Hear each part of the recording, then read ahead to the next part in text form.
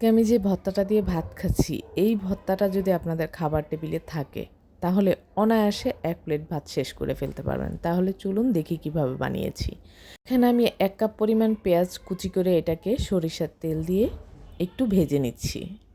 পেঁয়াজটা ভাজা হয়ে গেলে এখন আমি 2টা বড় সাইজের রসুন এটাকে খোসা ছাড়িয়ে কোষগুলোও সেমভাবে ভেজে নিব। তবে এখানে সরিষার তেলের পরিবর্তনে সয়াবিন তেলও ব্যবহার করা যাবে, কিন্তু সরিষার তেল দিলে ভর্তার স্বাদটা অনেক ভালো হয়। এখন আমি কাঁচামরিচগুলোকে ভেজে নিচ্ছি। কাঁচামরিচের পরিবর্তে আপনারা চাইলে এখানে শুকনো মরিচও ব্যবহার করতে পারেন, তবে কাঁচামরিচের স্বাদটাই আলাদা হয়। এখন আমি 1 মুঠ পরিমাণ কাঁঠালের বিচি দিয়ে এটাকে ভালোভাবে নেড়েচেড়ে পানিটা শুকিয়ে নিব। আর এই কাঁঠালের বিচি আমার ফ্রোজেন করা ছিল, সেখান থেকে নিয়েছি। আজকের ভর্তাটা তৈরি করার জন্য আমার মূল উপাদান হচ্ছে শুটকি।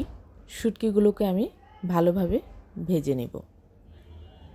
শুটকিগুলো ভাজা হয়ে গিয়েছে, চলে যাচ্ছি ভর্তা তৈরিতে। সবগুলো উপকরণ একসাথে নিয়ে আমি বাটনায় নিয়েছি। এখন আমি এতে পরিমাণ মতো লবণ দিয়ে ভালোভাবে এটাকে পিষে বেটে নিব।